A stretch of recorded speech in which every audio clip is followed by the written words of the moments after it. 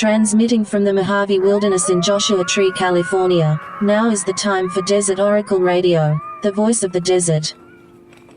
Where's everybody from? How many people live here? Oh, I love getting the local people here because, a lot of times it'll be like a lot of people from England and France and Canada and whatever. And they might think it's all kind of, a put on. But then you have desert people around. Like, oh no. All the time.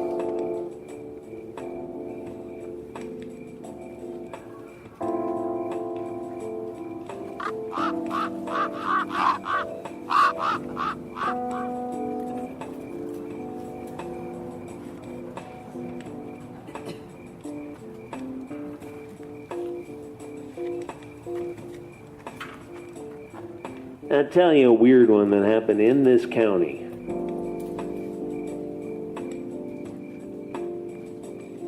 A lot of people, when they come to Palm Springs, they don't have any idea what county this is, and that makes sense because why would this be Riverside?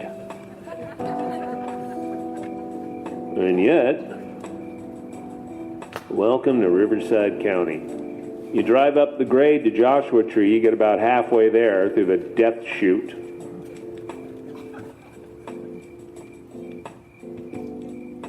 That's why I always make them give me a room when I do these shows. I don't want to drive up that death chute at night. When you go up that death chute, you have no idea what you're going to come across. One time I was driving up there in early spring, doing a safe and sane 80 up there. It was late, nobody was around. And my high beams catch all these horns. There's a whole bunch of desert bighorn crossing the road.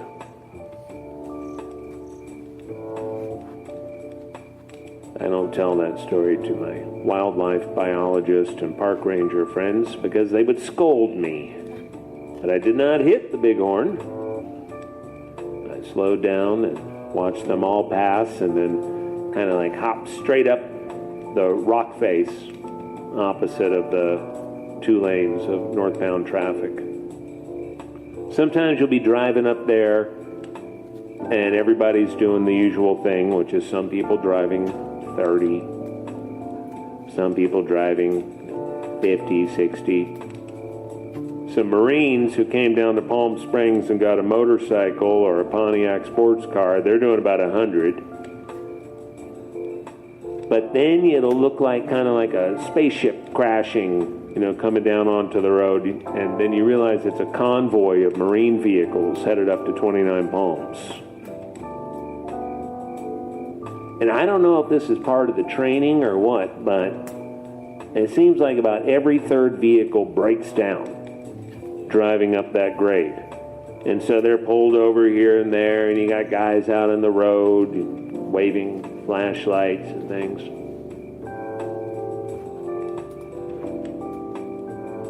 Anyway, this is Riverside County.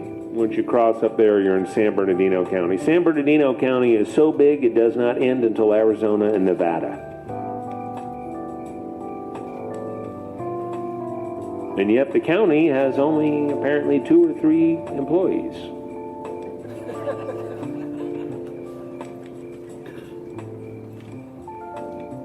That's why we don't have any restaurants in Joshua Tree. Always like, oh, you could do with another 10 restaurants and bars and beer halls and everything. You're like, yeah, we know. Can't do it. Can't get the permits. No sewer system. No municipal government. But we do have 3 million visitors a year who come through that west entrance to Joshua Tree National Park. Thank you for your service.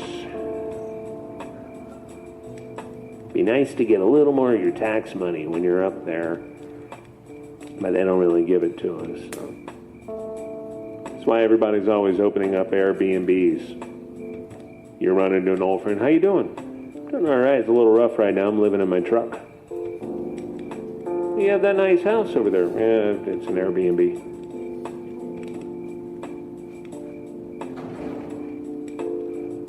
so Riverside County goes all the way, curiously, to the Colorado River, even though it's not named for that. It's named for the town of Riverside on the other side of the mountains.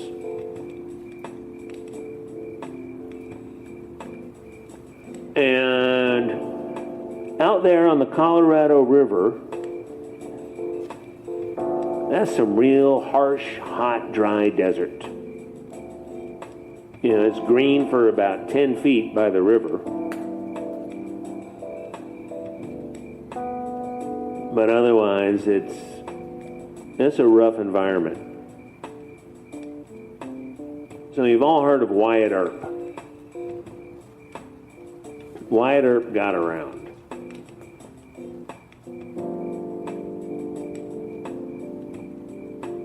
The only home that Wyatt Earp ever owned, he lived all over the West. He was in Tombstone. He was in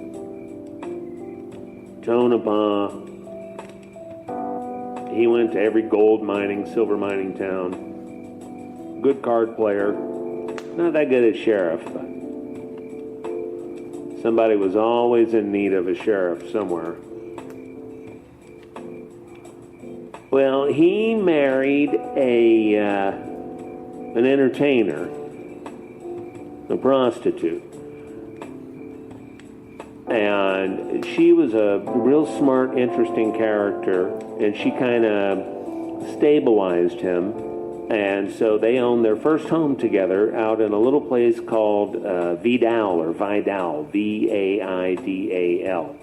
Nobody really lives there, so the old pronunciation is kind of a guessing game. And he had a couple of mining claims out there. Never got too much, but he got a little bit here and there. And they had this house in Vidal. And then, as happened with alarming regularity in the old days of all wooden towns and not much in the way of any kind of fire prevention system, the whole town burnt down, what little there was of it, except for Wyatt Earp's house. And so he had it moved down the road to Vidal Junction, where it still is.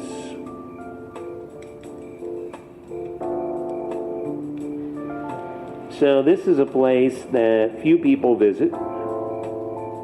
If you happen to be driving the 2-lane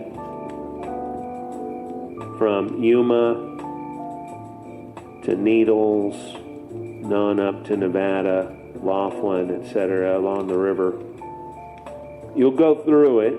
There's a gas station there. The last time I was there, the gas station was open. It was a chain gas station.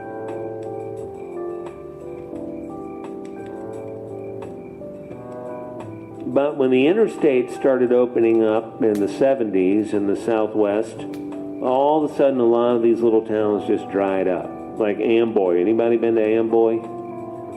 So Amboy, until I believe 1972, was thriving 24 hours a day, 3 shifts at the garage, at the motel, at the cafe, and the diner. And then the interstate opened up just about 14 miles north of Amboy.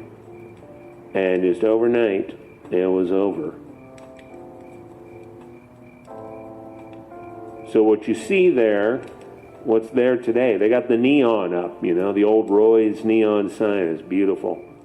I had some people on Instagram giving me grief. I can't believe they're going to change that. It's a sign. It's pretty. No one intended it to be dark.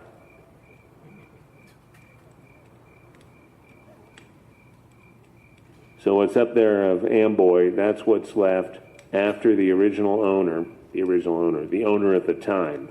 The owner now is the guy who owns the Juan Pollo, El Pollo Loco knockoffs in the Inland Empire. He bought it. The whole town was listed on eBay for $425,000 in 2006. So he bought it, and he was going to like put a Juan Pollo, chicken diner, and whatever. And the whole place is basically a Superfund site. There was never any sewer or gas tank, modern gas tank insulation to keep it away from the groundwater and everything. So they don't even have running water. Anyway, Amboy is better remembered than Vidal, California. But in 1969, a weird thing happened out there. Like a lot of weird things, it started at USC. So what happened was, anybody ever hear of Aleister Crowley, the great English magician, wizard, spy, apparently a spy, minor nobility, I believe. So Crowley kind of led the late 19th and early 20th century occult revivals in England and the United States and in Western Europe as well. He was active with a lodge in Paris. And there were little offshoots everywhere. And these were little secret societies and people starting with the Romantics and the Victorian era had embraced this stuff because they saw the Industrial Revolution and everything getting, I guess, more organized, a little less interesting. Especially in England, the church had kind of shed a lot of its mysticism and ritual and all the beautiful stuff that artistic people tend to enjoy, romantic people. And so they'd start these little lodges to do magic, and they come up with all kinds of stuff. Like, oh, it comes from the pharaohs, and through so-and-so, an alchemist in Prague in 1510. And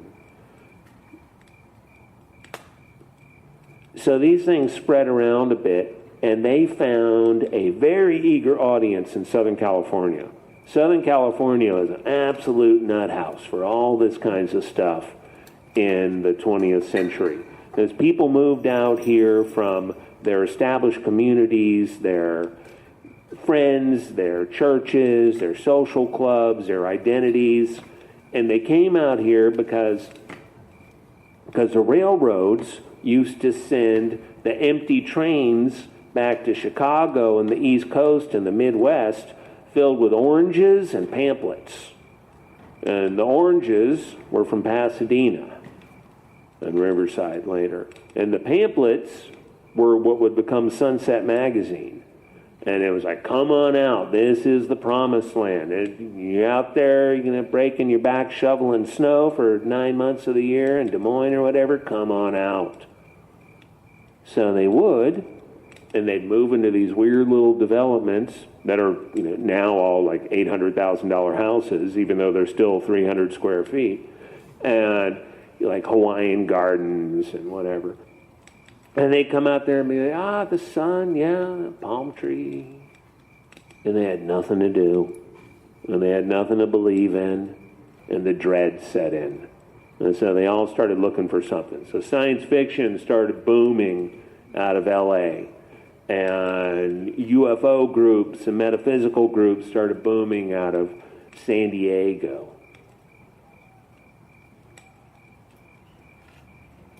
And the Crowleyan ritual magic groups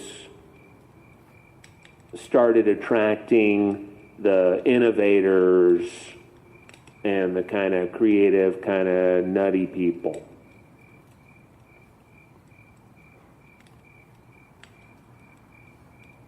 And so one of these groups an offshoot of the OTO, Crowley's group, that he kind of made as an offshoot of another older group.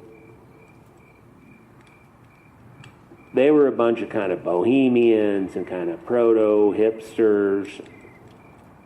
One of these guys was Jack Parsons. Jack Parsons, the founder of Caltech and the Jet Propulsion Laboratory. Now, he himself had limited higher education, but he is very smart, very interesting character, interested in everything. And he developed the basics of rocket propulsion. And he did it the old-fashioned way, you know, like an alchemist in a garage, mixing stuff up, blowing things up. He eventually died probably by blowing himself up in his garage. Although there are theories, you know, they got him, the man got him. He met up with a guy who just got out of the Navy,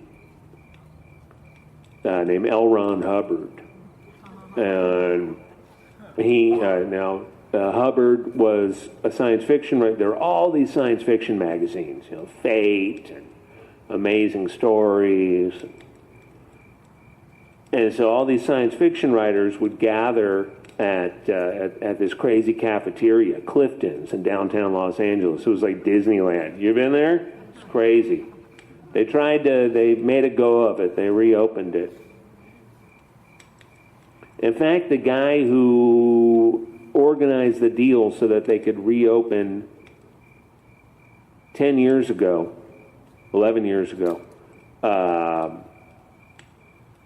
Ed Rosenthal, commercial real estate broker, he made that deal. Clifton's had sat there in downtown LA for years, and people being, we got to do something, you know, with this. It's magnificent. It's near Grand Central Market, where the LA Times used to be, Garment District, all that stuff.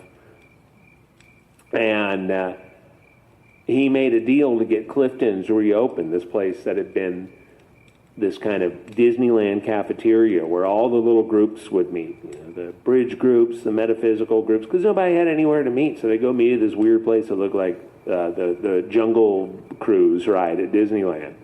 Fake trees, you know, monkey sounds and everything.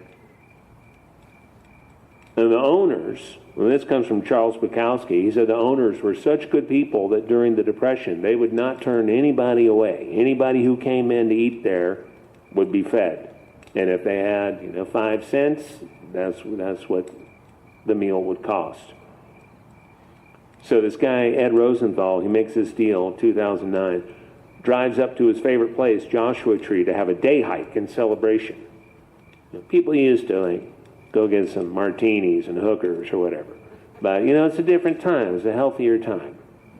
So he went up to Black Rock Canyon, which is right behind where I used to live there in Yucca Valley, for a day hike. Guy got lost. He was gone for 7 days, 8 days.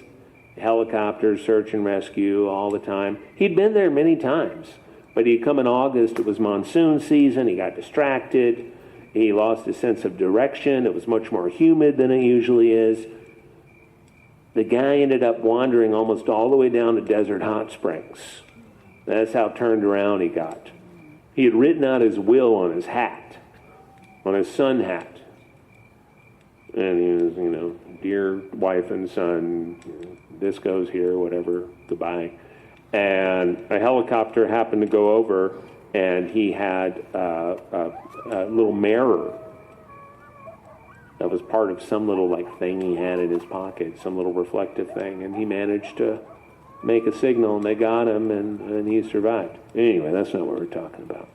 So L. Ron Hubbard and Jack Parsons start up the Pasadena Lodge of Ordo Templi Orientis, the Order of the Eastern Temple. And they had a crazy scene there. They had all kinds of writers and bohemians and painters. And early tech industry and aerospace industry people all hanging out. And they do seances, and they do like rituals to demons and stuff. And they'd have snacks. In this big old mansion on South Orange in Pasadena, everybody thought Jack Parsons owned it, but apparently he was just leasing it. Well, Hubbard took off with Jack's girlfriend and a yacht, apparently. And it was some kind of scheme, like to take a yacht to Florida and sell it to get money for the lodge. But meanwhile, they went up into the Mojave Desert up by Rocket Site Road, up by Edwards, by Boron in the western Mojave. They did some weird ritual they called the Babylon Working. And this was 1947. They apparently, to hear them tell it, opened up some kind of interdimensional portal to some kind of hell dimension, which came in. And that's where we are now. So we still have a bar. And plumbing, Uber Eats. And after Hubbard disappeared, Parsons ended up doing a lot of explosive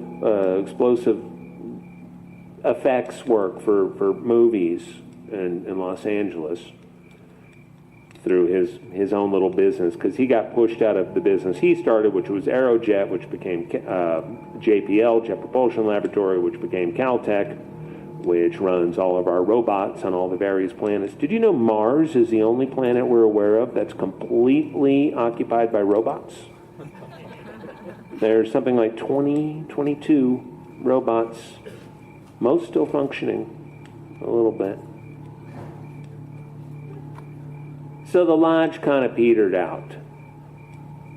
And that was kind of the end of it for a while. But there were kind of a couple of minor kind of hangers-on. And in the early 1960s, these people started building up their offshoot lodge. By this time, Crowley is dead. Hubbard is alive, but in England, doing Scientology, which was very hip at the time, considered very much like a kind of underground hipster beat thing. William Burroughs was a Scientologist, Leonard Cohen. The Beatles were interested. You know. This was like the early days when it's like all kinds of new religious stuff happening everywhere. It sounded cool, too. You know, technology and religion. Just like in science fiction books. So the old ritual magic scene had really kind of died down. But these people started something they called the Solar Lodge. And they started it in a house in L.A. near the campus of USC. And then they opened up a bookstore called the Eye of Horus. You know, like the Egyptian eye thing. And they sold New Age books, occult books, tarot decks, you know, stuff that was interesting to the counterculture that was emerging in the mid-1960s. Well, before too long, they'd assembled a group of kind of oddballs. And unlike the earlier ritual magic groups, which were very much kind of a middle class kind of thing, the people in Solar Lodge were sort of drifters. They didn't have any assets. They didn't have a day job at the university or a military pension or whatever. And these sorts of people are more easily exploited in a cult environment. So what had been kind of an intellectual parlor game became a cult where people were supposed to turn over their lives. What became a cliche by the 1970s, the weird cults where people would give up everything They got a lot of these people to give up everything and move out to 30-odd acres that they purchased for just about nothing in Vidal, a place previously only known as being the location of the one permanent home that Wyatt Earp, the famous cowboy and Old West figure, had ever owned.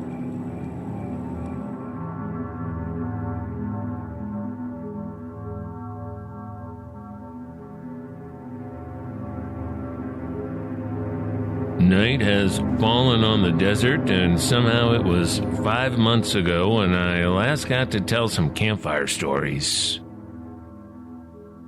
Got to visit with you all around the campfire down at the Ace Hotel in Palm Springs. Mostly being a desert hermit and all, this shutdown hasn't had too much day-to-day impact on my operations, as they say over at the bombing range.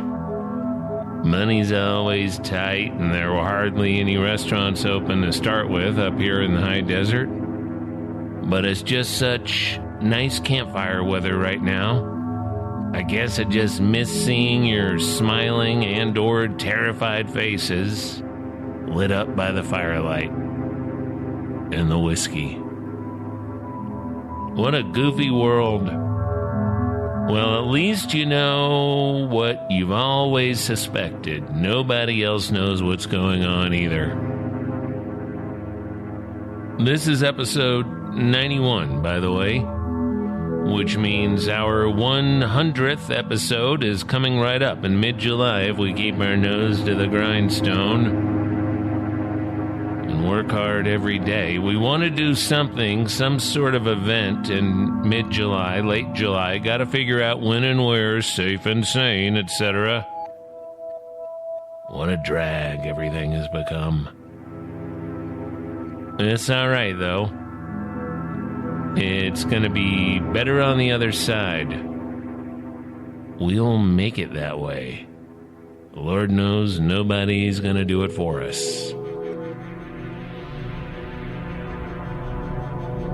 For our radio listeners, we'll be back after these important announcements from the U.S. Space Force and the Board of Social Regulation and your local secret guild of Trovers. And if you're listening to the podcast, won't you sit back and enjoy the musical sounds of our own Red, Blue, Black, Silver on Desert Oracle Radio.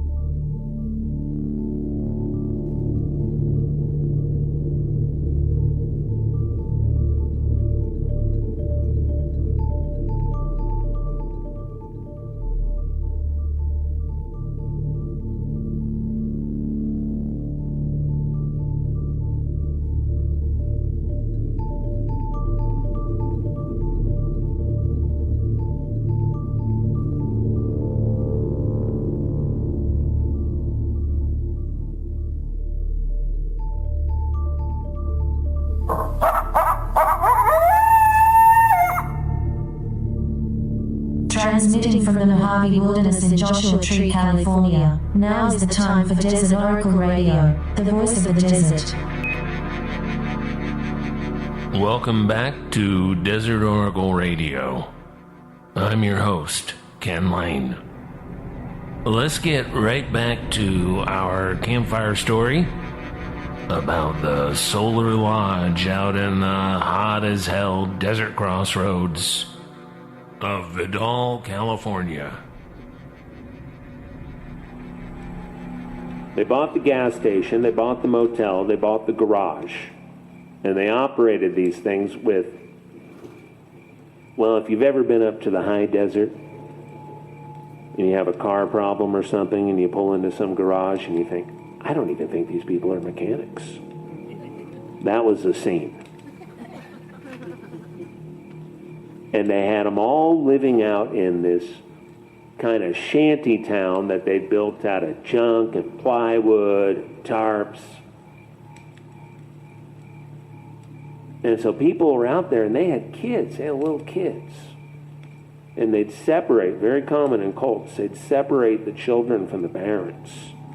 And they go, the children are going to be over, with this sketchy person who most certainly is not a teacher or anything, and you all are going to go work in the diner, and you're going to change sheets in the motel, and you're going to do this.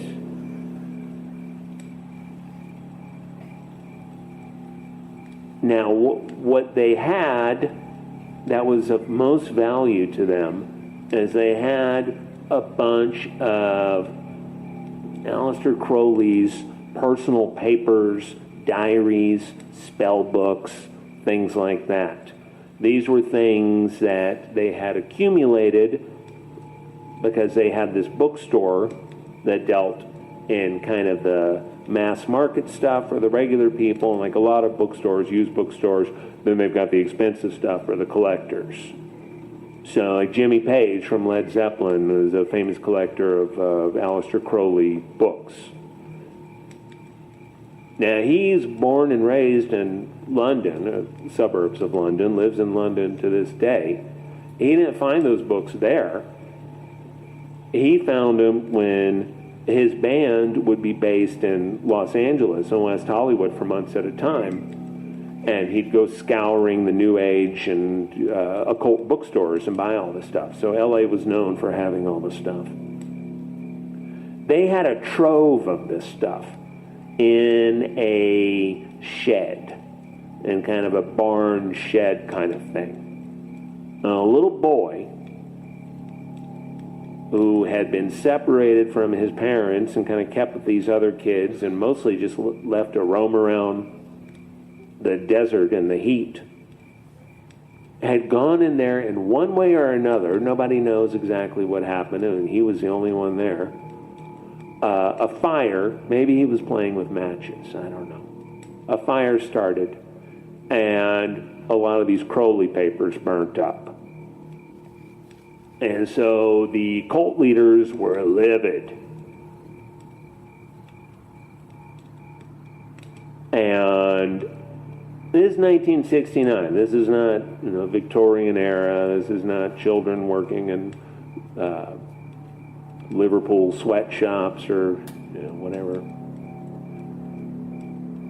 They knew it was wrong, what they were doing.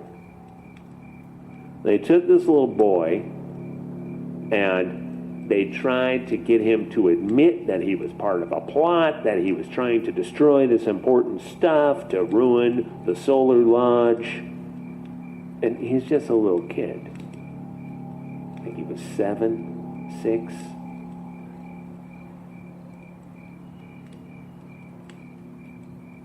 So they had a crate, a wooden crate, that was kind of like probably 1x4s inside with cross beams. And they had taken the plywood off the sides of it. So it was a cage. And they put this little boy in this cage. How long is still in debate. There were various stories, but it's absolutely horrific. They put this kid in there, and somebody came to their senses and alerted Riverside sheriffs. Because Vidal is right on the boundary of San Bernardino County, it's on the Riverside side, San Bernardino and Riverside. Sheriff's deputies from both agencies went in. They found the kid there. There were 3 bowls. One for water, one for whatever slop food they threw in there, and one for his toilet. It was about 110 degrees. There were flies everywhere. And he was just sitting in there looking stunned, as you might imagine. They got him out. They started arresting people. The parents were both there, although apparently not specifically involved in this child abuse, this torture. So a bunch of them were arrested. They were booked. Some got out on bail because there wasn't anything really specific that they were accused of other than whatever they could throw at them. Zoning violations, disturbing the peace, etc. And there was a trial. And the trial was in Indio, at the courthouse. And the newspapers dubbed the case the boy in the box. So there were headlines in 1969 across the country, the boy in the box. It was a huge outrage. Now, I've told this story here and there, and sometimes people will say, well, I was alive then, I was an adult, I remember what was going on, I never heard of it. Well, you need to look it up. It happened, but here's the thing. During the trial, the Manson family was arrested at Barker Ranch on the other side of the Panamints in Death Valley. Now, when they were arrested, nobody knew who the Manson family was. This was October of 1969. The murders had happened in Los Angeles, but there were no suspects. Remember, the Manson family tried to make it look like the Black Panthers did it because they wanted to start a race war that would end in nuclear war. Well, the Manson family was going to hide underground under Death Valley in secret springs where there were 12 trees that had 12 fruits that would feed them forever.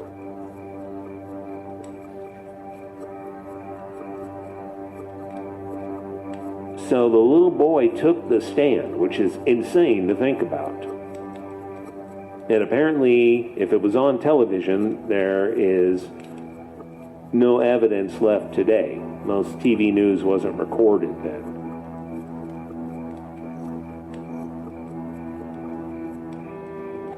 Or the tapes would be erased, or the film would be thrown out.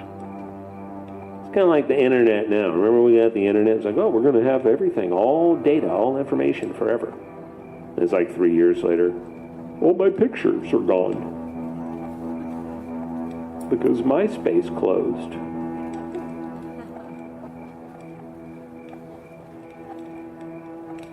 They were bad pictures on MySpace.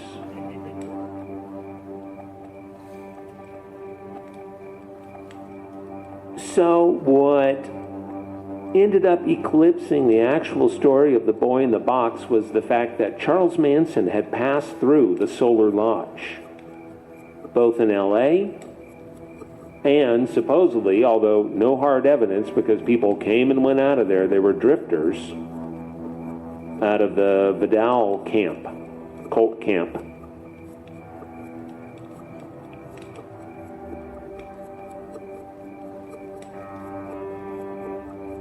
In the end, almost nobody even went to jail.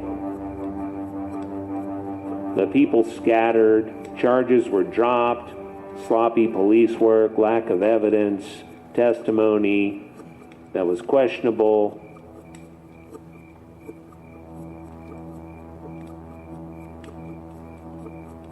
But the only good thing I've ever gotten out of that story is we don't all know that kid's name. So hopefully he went on and had a regular life. He would be late 50s at this point. with decades of life ahead of him, and hopefully decades that will not be, hopefully nobody will make a movie about it. So I'm saying this to the wrong crowd. It's the Palm Springs Film Festival. So if you go over to the Amigo room later and you're talking to somebody and they're like, oh yeah, I've got a short in the Palm Springs Film Festival, don't say I've got an idea from him. Let the kid go in peace. I don't even say his name, you'll notice.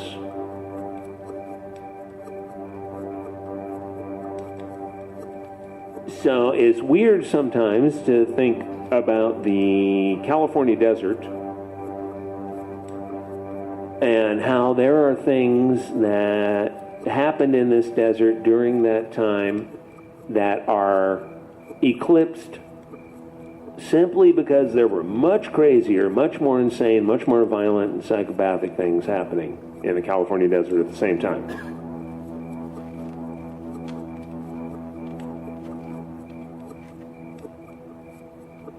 But because of that, the 70s and into the 80s became a time that would eventually be known as the Satanic Panic.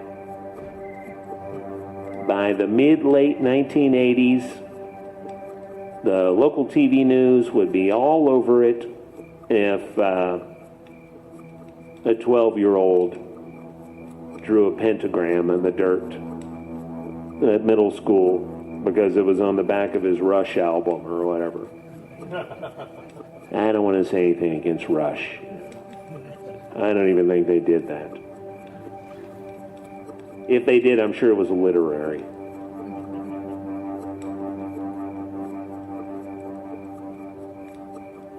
Well, I've already gone over, but I'll tell you a little happy story before we go.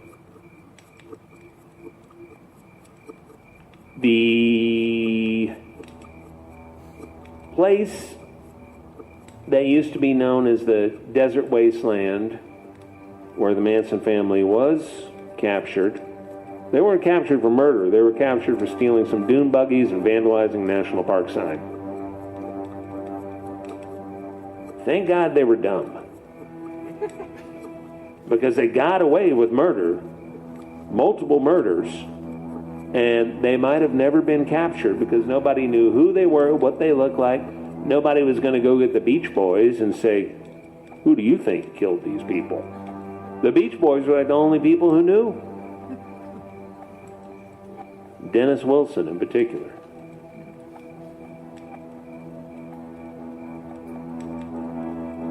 That was all seen as wasteland, as a place that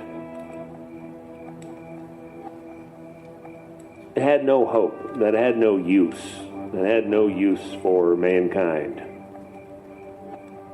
And in the decades since, thanks to the people who live here and love the deserts and have been camping and hiking and loving it and not finding it to be a wasteland or a hellhole at all, we're able to fill in those early national monuments, Death Valley National Monument and Joshua Tree National Monument. In 1994, Joshua Tree National Monument, Death Valley National Monument were elevated to national park status. Mojave National Preserve, which is a national park, but because of Redlands Congressman and Jerry Lewis, not the clown, didn't want there to be a new national park in California, so he did something in Congress so that you could still hunt deer there for 12 days a year. And so that's why it's called Mojave National Preserve. It is my favorite national park in California. It is gorgeous. Rarely visited, no cell service in most of it, so you won't be out there on the trail and have like a line of people changing clothes for their Instagram accounts to take pictures, you know? It's nice out there. 1994, those places came into being. Death Valley National Park, Joshua Tree National Park, Mojave National Preserve. And then, at the beginning of last year, kind of to the shock of everybody in the conservation desert protection community, another big desert protection bill kind of slipped by, got through the White House somehow, and got signed. And that expanded Joshua Tree, expanded Mojave National Preserve by a little, expanded Death Valley National Park by a lot,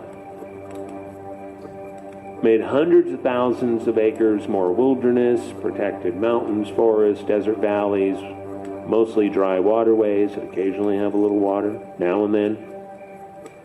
And so now, if you leave Palm Springs, go past the windmills and go up that hill there, once you get past the little towns up by Joshua Tree,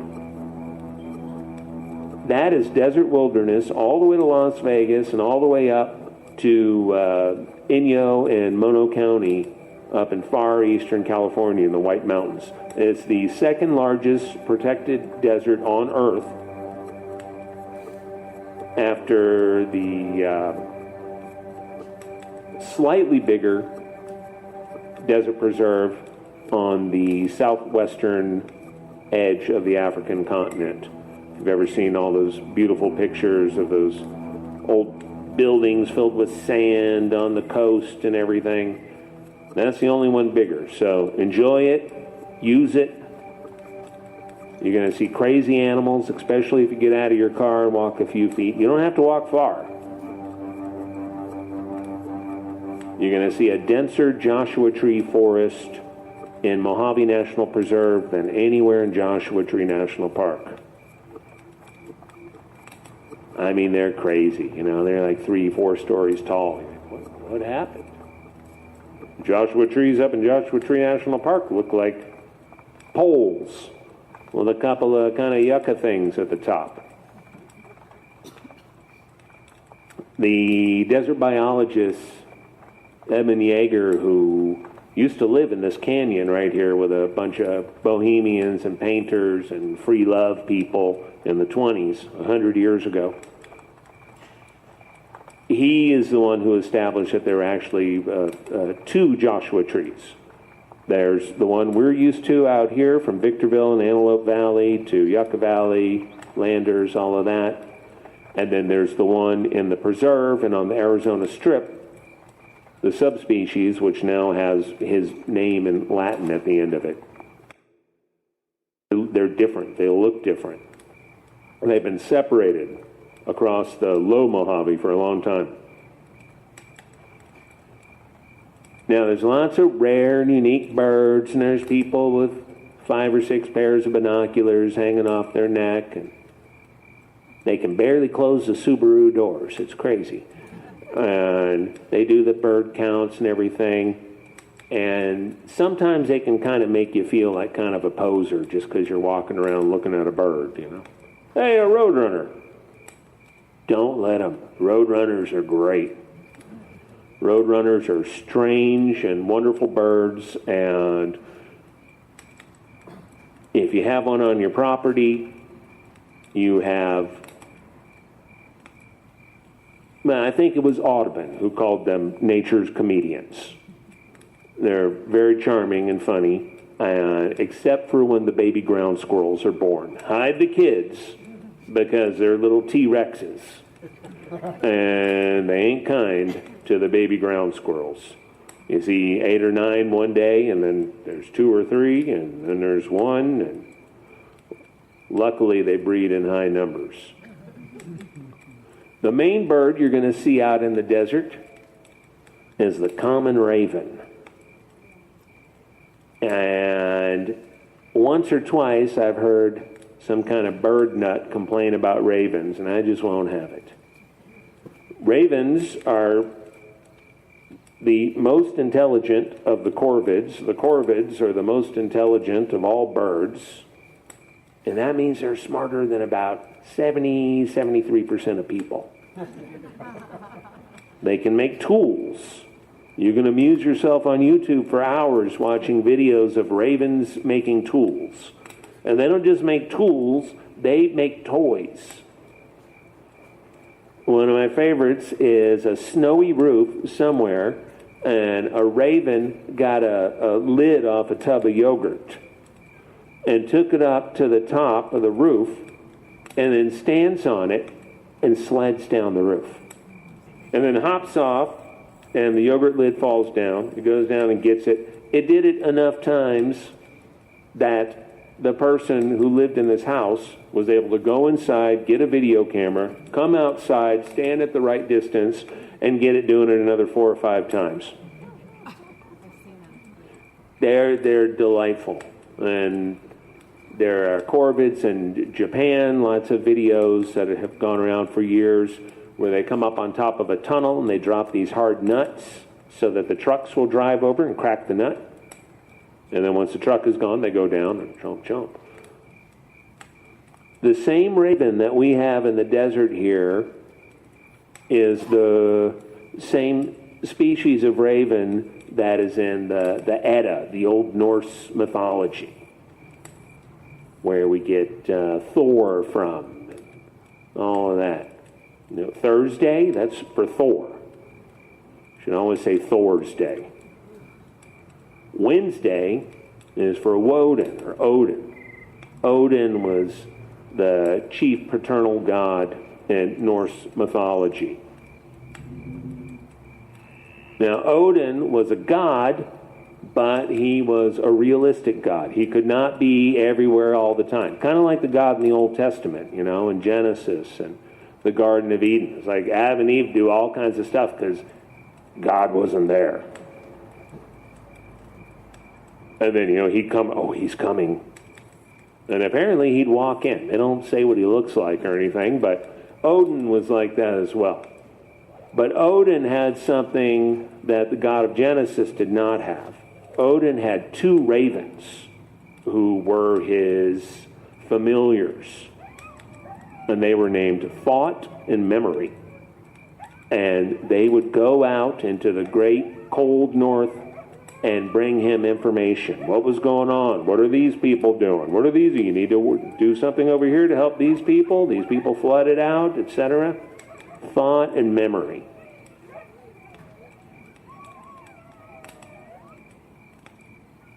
A couple months ago, I was living in 29 Palms for a month between houses, thanks to the world's longest escrow.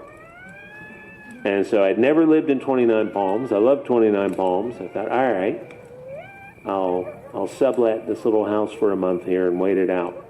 So during that time, every day I hiked in the 29 Palms entrance area of the national park at the end of Utah Trail there. And on my last day there, it's the tail end of the California Riding and Hiking Trail, which goes, I believe, 38 miles to Black Rock Canyon in Yucca Valley. It's a beautiful trail. I've never done the whole thing. I've done a lot of it in segments. And so I was just doing that, walk 1.5 miles, walk back. Get out of the house, quit looking at the computer, quit answering emails.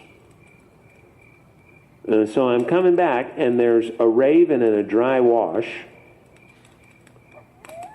And because of the way it's acting, I think it's injured, like its wing is hurt or something. I mean, I'm not a vet. I don't know what the hell I would do about it, but I was concerned, and I kind of walked over to look. And it led me a little bit, and it was kind of making these weird calls. And I got close to it, and finally it picked up and flew, and I saw, great, it flies. It's just being a weird raven, as they often are. I watched it arc into the sky and go over, and I see down the hill, that's where I'm parked. And it lands on the roof of my car.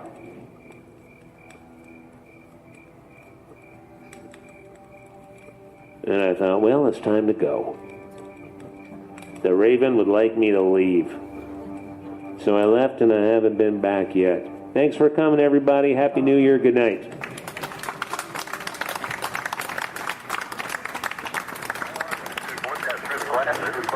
That first appearance looked just like a star. Yeah. And then it started, it was white and green. It's flashing white and green. And on the what appears might be the bottom. That first appearance, it looked just like a star. It's not intermittent. From Amboy to Zzyzx and across the great Mojave Wilderness, this is Desert Oracle Radio. We broadcast from Joshua Tree on Friday nights, locally from our home station, KCDZ 107.7 FM. You can get the Desert Oracle podcast through all the usual outlets until the In Progress apocalypse or the EMF satellite attack or whatever, when we will be entirely on terrestrial radio, free and pure, the way it was meant to be. We've got a Patreon set up as well. I do appreciate those of you who contribute to the operation out here. Become a patron of Desert Oracle for a couple of bucks a month, and we'll keep broadcasting. We'll keep up the work we were put here to do. Just go to patreon.com/Desert Oracle. Thanks for listening, and thanks to Red, Blue, Black, Silver for the custom soundscapes you heard tonight. That piece at the bottom of the hour is called Mojave Suite. Check out all his music on Bandcamp. It's Red, Blue, Black, Silver.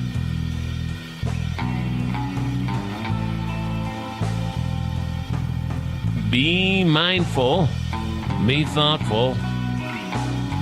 And don't feel bad about laughing now and then. My God, you need it. We need it. Don't give in to the fear. Don't let the bullies bully you.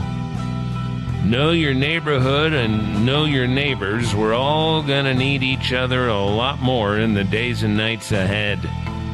There's no cavalry coming.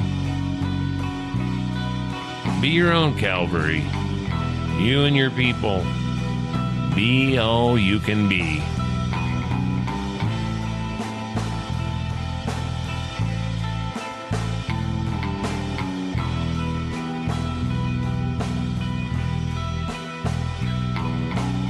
As for us, we will be back next week. And we finally got a bonus episode up for the Patreon supporters. Thank you for listening, and good night from the voice of the desert.